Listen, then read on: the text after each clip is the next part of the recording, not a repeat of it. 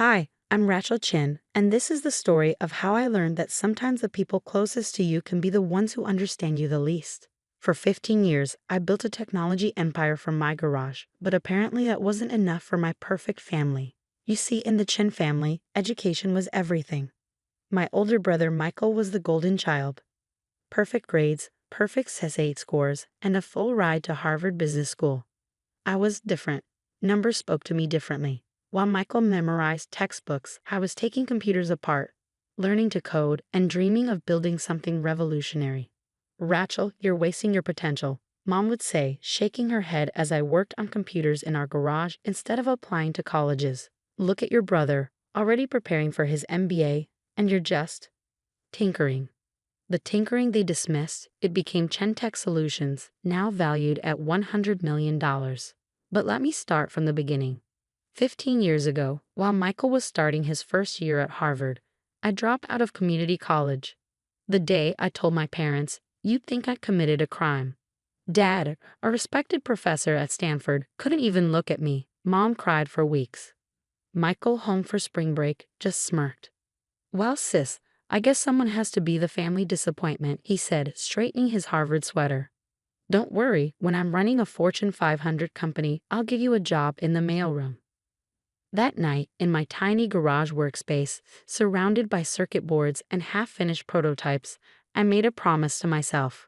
I would succeed, not by following their path, but by creating my own. The first few years were brutal. While Michael posted photos from glamorous MBA networking events, I was sleeping on a futon in my one-room office, living on ramen noodles and coffee. But I had something they couldn't see, a vision. I'd identified a massive gap in the cybersecurity market.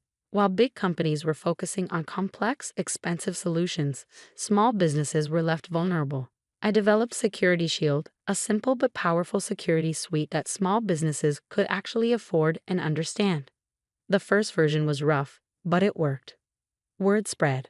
One small business became 10, then 100. By year 3, we had our first $1 million contract. Did my family notice? Sure, but not in the way you'd expect. Cute little business you've got there, Rach, Michael said during Thanksgiving dinner that year. But you really should consider getting a proper education. You can't build a real company without proper credentials. Mom nodded eagerly. It's not too late to go back to school, honey. Michael could help you apply to some good business schools. I just smiled and focused on my turkey. Let them think what they wanted. I was too busy scaling my company to argue. The next decade flew by. Chentech Solutions expanded globally. We developed new products, acquired smaller companies, and became a leader in small business cybersecurity. Our client list grew to include some Fortune 500 companies. Ironic, considering Michael's old taunt. Speaking of Michael, his career was also advancing. He climbed the corporate ladder at a prestigious consulting firm, making partner by 35. Every family gathering became a showcase for his achievements. Michael just closed a $50 million deal. Michael's been featured in Business Weekly. Michael's giving a keynote at Harvard. My success. It was always qualified. Rachel's company is doing, well, considering. The considering part always hung in the air. Considering she's a dropout. Considering she has no formal training. Considering she's not Michael. Then came last week, Michael's promotion party. He'd been named CEO of his consulting firm's tech division, and Mom and Dad threw a lavish celebration at the Ritz-Carlton. The who's who of Silicon Valley was there, including many of my own clients and competitors.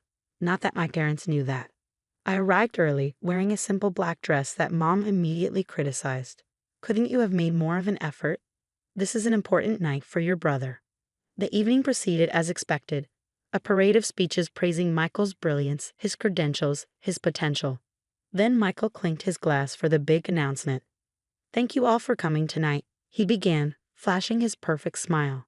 As many of you know, I've just been named CEO of our technology division. But that's not the only exciting news. He paused for effect, his eyes finding mine across the room. I'm pleased to announce that we'll be expanding aggressively into the small business cybersecurity market.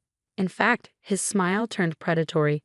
I'm hoping to acquire my sister's little company as our first move. It's time for Chentech Solutions to have real, qualified leadership. The room erupted in murmurs. I sat frozen as Michael continued. Let's be honest, in today's market, you need proper credentials to compete. My sister's done adequately, considering her limitations, but it's time for Chentech to evolve. Rachel, he turned to face me directly. As your brother, I'm offering you a graceful exit. Let the professionals take over before your lack of education ruins everything you've built. I looked at Dad, who was beaming with pride at Michael's business acumen. Mom was already gushing to her friends about how wonderful it would be to have both children at the same company. The room waited for my response. Michael's smirk said he expected me to graciously accept, to finally admit that he was right all along. Instead, I stood up slowly, smoothed my inadequate dress, and walked to the podium. Thank you for the interesting offer, Michael, I said quietly. I'll have my response ready first thing tomorrow morning. Then I walked out, leaving behind the whispers and stares. In my car, I pulled out my phone and began typing emails. It was going to be a long night, but by morning they'd learn exactly what a dropout could do. Little did they know, tomorrow would change everything. The next morning dawned bright and clear. I arrived at Chentech's headquarters at 6 a.m., hours before our usual start time. As I walked through the quiet offices, I touched the sleek glass walls and modern workstations. Everything I built from nothing while my family was busy doubting me. At precisely 9 a.m., the elevator doors opened. Michael strode in, followed by Dad and two men in expensive suits, presumably his company's lawyers. His triumphant smile faltered slightly when he saw me sitting calmly at the conference room table. Rachel, he said, straightening his custom-made tie. I'm glad you're here. These are our attorneys. They've prepared the acquisition paperwork. I think you'll find our offer very generous, considering my limitations. I finished for him, smiling. Please sit down. I have some documents of my own to share. They settled into the leather chairs, Michael already reaching for what he assumed were resignation papers. Instead, I opened my laptop and connected it to the room's main screen. Before we discuss your offer, there are a few things you should know about my little company. I began pulling up the first document. This is Chentech's current valuation, $100 million, as verified by 3 independent firms last month. Michael's smirk wavered. That's impossible. Our research showed. Your research, I cut him off, was based on public records that are intentionally incomplete. You see, while you were collecting degrees, I was collecting patents. Chentech holds over 200 proprietary security algorithms. The visible company you tried to acquire? That's just the tip of the iceberg. I clicked to the next slide. These are our client lists. Notice anything interesting? Dad leaned forward, adjusting his glasses. His face paled as he read the names, including Michael's own consulting firm. That's right, I continued. Your company's entire cybersecurity infrastructure runs on our systems. Has for years. In fact, I pulled up another document, that $50 million deal you're so proud of, Michael. The client chose your firm specifically because you promised them Chentech's security suite. Michael's face had turned an interesting shade of gray. But that's impossible. I would have known, would you? I asked softly. Did you ever actually look into who developed the security systems you've been selling? Or did you just assume, like always, that anything I touched couldn't possibly be important?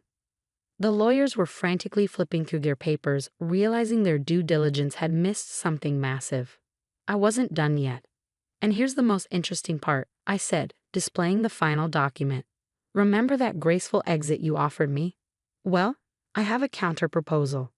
I slid folders across the table to each of them. Chentech just acquired your consulting firm's entire tech division. The board approved it last night, unanimously. They were particularly impressed by our new quantum encryption technology, something your due diligence also missed. Michael practically ripped open the folder, his hands shaking. This is a joke. The board would never. The board that consists mainly of Chentech clients? I asked innocently. The same board that depends on our security systems to protect billions in assets. That board? Dad was staring at me like he'd never seen me before. One of the lawyers had already pulled out his phone, presumably confirming my claims. So here's what's going to happen. I continued, my voice steady. You have 2 options, Michael. Option 1, you resign from the tech division, effective immediately. You'll receive a generous severance package and a glowing recommendation for any non-competing industry. And option 2, he whispered, his arrogance finally cracking. Option 2, I released the records of how your division has been taking credit for Chentech innovations for years. I'm sure Harvard Business Review would love that story. Ivy League CEO caught passing off sister's work as his own. The room fell silent. Through the glass walls, I could see employees arriving, watching the scene with curious eyes. You wouldn't, Michael said, but his voice lacked conviction. We're family. Family? I laughed softly. Last night you called me unqualified, inadequate, and limited. You tried to steal my company in front of everyone we know. That's not family, Michael. That's just bad business. Dad finally found his voice. Rachel, surely we can discuss this. Your brother didn't mean. He meant every word. I cut him off. Just like you meant it every time you dismissed my work as tinkering. Just like Mom meant it every time she suggested my success was just luck. I stood up, smoothing my dress. The same inadequate one from last night. The acquisition papers are legally binding. The press release goes out in an hour. Your choice, Michael. Quiet retirement or public scandal. 20 minutes later, I watched from my office window as Michael stormed out of the building, Dad hurrying after him. The lawyers stayed behind to work out the details of his resignation. That evening, Mom called, crying about how I'd destroyed Michael's career. I let it go to voicemail.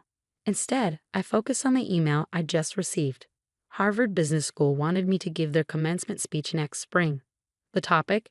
Innovation without limits, success beyond traditional paths. I accepted the invitation with a small smile, already planning what I'd say. After all, I had quite a story to tell.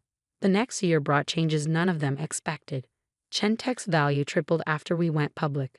Michael found a job in real estate, far from tech. Dad retired, finally understanding that credentials don't always equal competence. We still see each other at holidays, maintaining a careful distance that masks wounds that may never fully heal. Sometimes late at night, I look at old family photos and feel a twinge of sadness for what we lost. But then I remember Michael's smirk, Dad's dismissal, Mom's constant doubts, and I remember that respect is earned, not granted by degrees. These days, when I speak at tech conferences, I often catch whispers. That's Rachel Chen, the dropout goo. They never finish the sentence, but they don't have to. My success speaks for itself. Last week, I received an invitation to speak at Michael's old consulting firm's annual retreat. The topic? Recognizing innovation. Looking beyond traditional metrics. I accepted with a smile, remembering the night they thought a dropout couldn't possibly build something worthwhile. As I write this from my office overlooking Silicon Valley, I'm reminded of something my first mentor told me. Success isn't about proving others wrong. It's about proving yourself right. She was right, but sometimes, just sometimes, doing both feels pretty good. The company continues to grow, pushing boundaries and breaking new ground. But more importantly, I've found peace with my path. Sometimes the best revenge isn't about destroying others. It's about soaring so high, they can't help but see their own limitations. After all, not all dropouts are created equal, and not all success stories follow the expected path. Sometimes the biggest achievements come from those who dare to write their own rules. And as for Michael's Harvard MBA, it looks great on his wall, right next to the real estate license he had to get after trying to steal the wrong little company from the wrong, unqualified sister.